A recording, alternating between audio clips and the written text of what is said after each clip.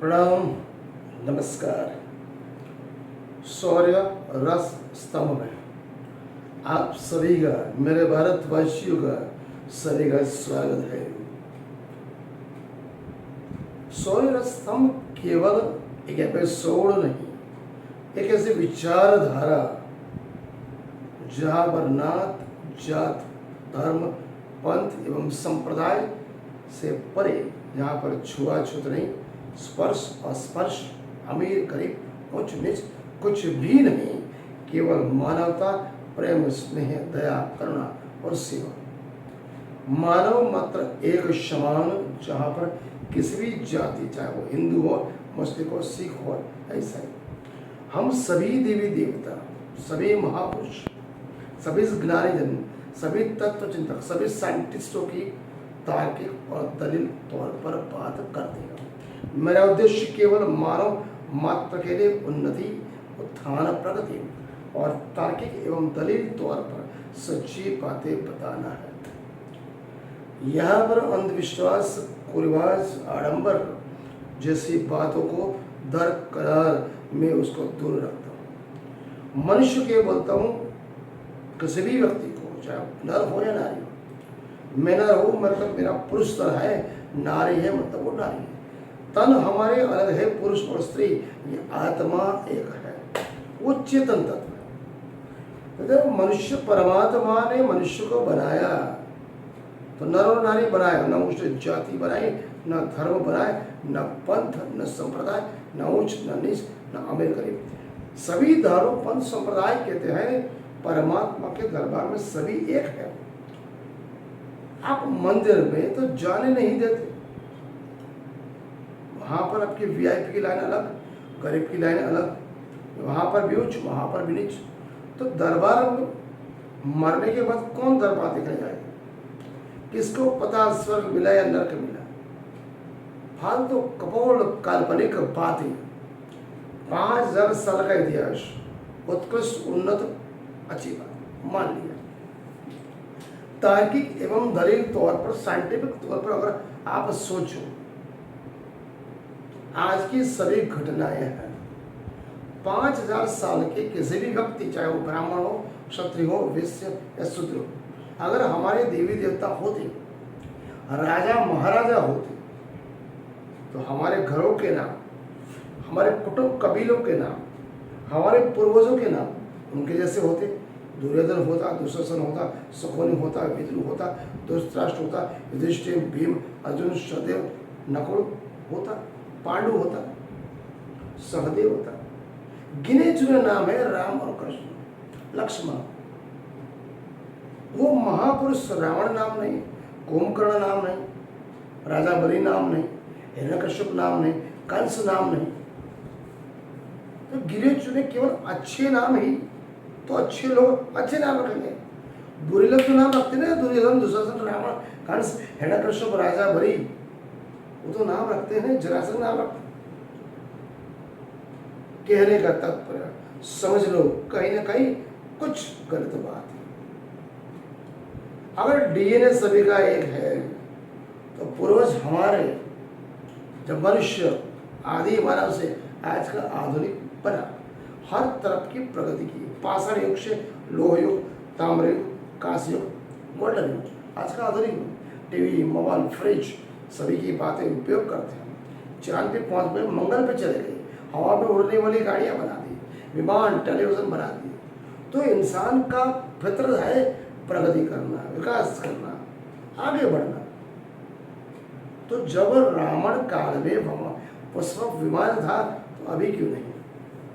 पिछले 5000 साल पे गायब हो गया। महाभारत काल में कहीं विमान का उल्लेख नहीं होना चाहिए ना। ग्रह, नक्षत्र, रावण पकड़ में रखता था तो ब्राह्मण, राक्षसी प्रवृत्ति था, इसलिए राक्षस बोला। कंस भी क्षत्रिय था, राक्षसी प्रवृत्ति था, राक्षस बोला। मतलब राक्षस कोई व्यक्ति नहीं, न कोई जाति थी, न अनार्य थे, न शूद्र थे, न दलित थे, पिछड़े थे, कोई राक्षस थे ही नहीं। राक्षस हमें बनाया गया। इतिहास खंगाल के देख लो, शक आए, कुषाण आए, हुन आए, तुर्क आए, अफगान आए, मुगल आए, अंग्रेज आए, फ्रेंच आए, पोर्टुगीज आए।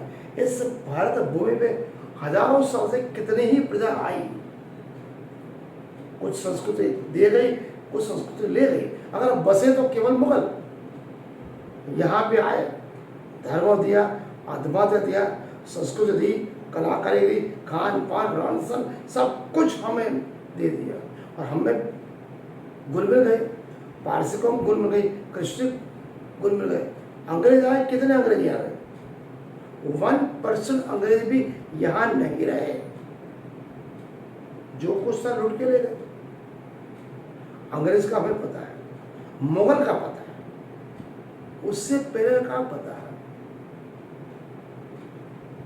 कौरव पांडव बोले 18 दिन युद्ध चला, 18 करोड़ मर गए।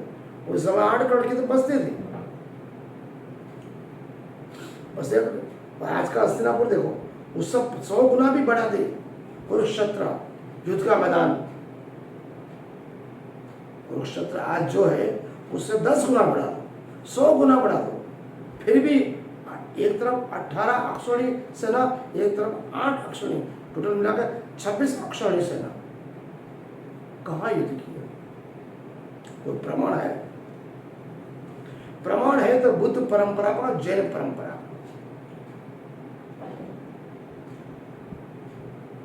न कोई दावे हैं, न कोई निशानियां मिल रही।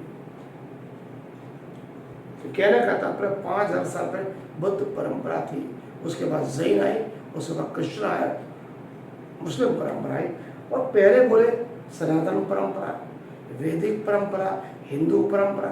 तो बार बार अपनी परंपरा को आप चेंज क्यों कर रहे हो? अगर आपका परमात्मा एक है ऐसा बोलते हो, मुस्लिम परंपरा अल्लाह ताला, खुदा ताला एक ही परमात्मा, क्रिश्चियन परंपरा गॉड, सिख परंपरा एक ओमकार, पारसी में एक। तो आपके हिंदुओं में हजारों जातियां, लाखों करोड़ों देवी देवता, क्यों एक परमात्मा क्यों नहीं? एक की बात क्यों नहीं करते? क्या ऐसा तो नहीं कि समय स्थल के हिसाब से, अपने सूर्य का हिसाब से, मुफ्त खोरी छल कपट के हिसाब से, अपने फायदे के हिसाब से देवी देवता बनाए और लूटते रहे? हर महीने हमारा देवी देवता चेंज, नीति नियम पद्धति चेंज। तो हमारी निष्ठा कहाँ है? हमारा विश्वास कहाँ है? हमारा आस्था कहाँ है? जब हमारा देवी देवताओं में हर महीने हमारी आस्था बदलती है, निष्ठा बदलती है, ईमानदारी बदलती है, और देवी देवता ही बदल जाते हैं, तो हम एको ब्रह्म द्वितीय बोलने के लायक भी नहीं है। ये मैं दावा के साथ कहता हूँ। संत कबीर ने कहा, इंसान को इंसान को समझो। गुरु गोविंद नानक देव जी ने कहा, इंसान को इंसान समझो। संत रैदास ने बोला, मीराबाई बोली, प्रभु प्राणनाथ बोले, छत्रसाल जी बोले, छत्रपति शिवाजी महाराज भी बोले। क्यों कहना पड़ा कि परमात्मा एक है, नात जात मिटाओ, सब जात मिले एक ठौर, एक खान, एक पान और एक कान रखो? क्यों उनको कहना पड़ा कि परमात्मा एक है? न मंदिर जाओ, न मस्जिद जाओ, मूर्ति पूजा बंद करो, कुरआत बंद करो, अंधश्रद्धा बंद करो, आडंबर बंद करो। क्यों यही हिंदू समाज में दहेज प्रथा, सती प्रथा, विधवा प्रथा, औरतों को गधे घोड़े कुत्तों से बदतर रखना, घूंघट में रहना? क्यों? न शिक्षा न स्वास्थ्य, केवल बच्चे पैदा करने की मशीन बनाते हैं। तो दास बोलता है, ढोर गवार पशु और नारे सब ताड़न के अधिकारी। इतने बड़े महापुरुष की बात करते हो, वो क्यों बोलता है? क्योंकि उस तुलसीदास को उसकी पत्नी ने धिक्कारा था। क्या बोला था? मुझमें इतना प्रेम रखो, उससे अच्छा प्रभु में रखो तो प्रभु मिल जाते। तो जीवन भर उसको डंस रहा कि एक नारी ने मुझे बोला, इसलिए उसने बोला।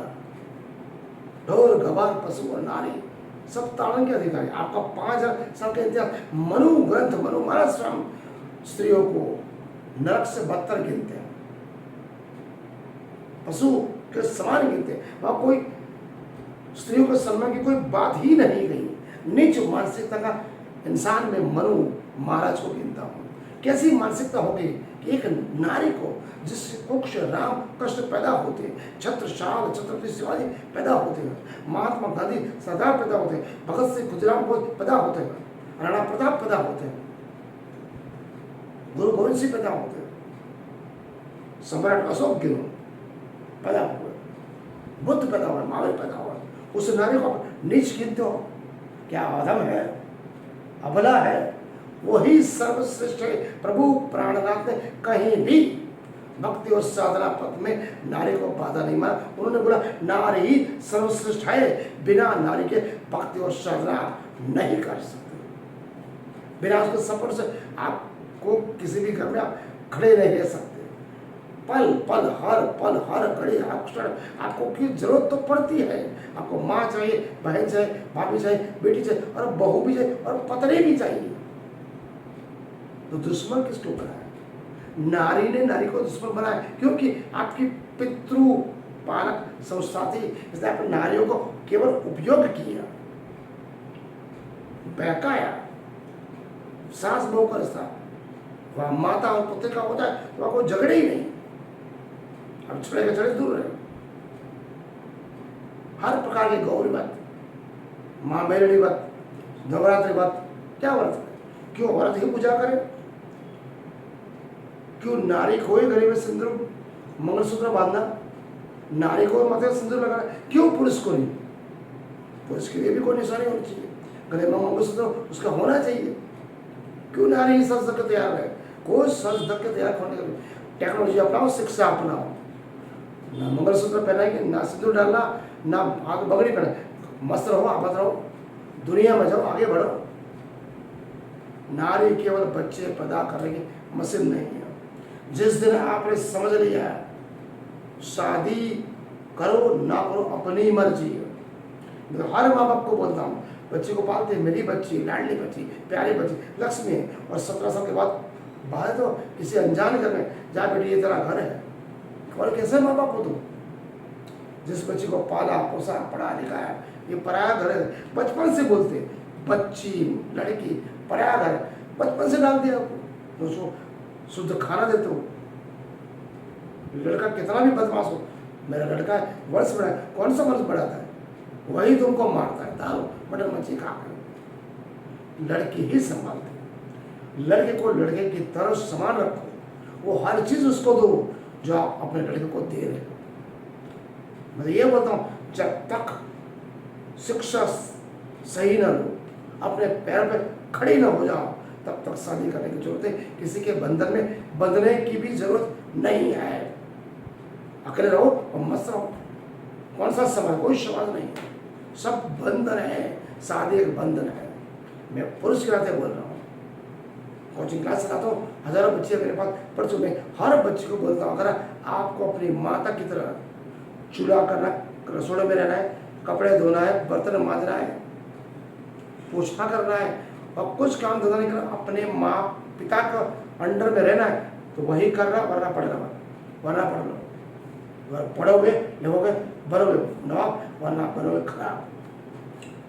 अपने भाई के समकक्ष हो, और हर एक भाई को, हर एक पिता को ये बोलता हूँ, जिस तरह लड़के का माल मिल्कत में हिस्सा होता है, उसी तरह बच्चे का भी हिस्सा रखो। उस बच्चे का घर में रहिए तो उसका एक रूम भी रखो, जब जीचा जितना जितना तुम रह सकते हो। अगर लड़का नहीं है तो जवाई को बोलो तुम रह सकते हो। क्यों बंद रहो? खुले तौर पे रहो ना यार। मानसिकता छोटी क्यों रखते हो? बात थोड़ी कड़वी है। मनन करे, चिंतन करे, अन्य पेरेंट्स को भेजे, और हर एक लड़के को पढ़ना चाहिए।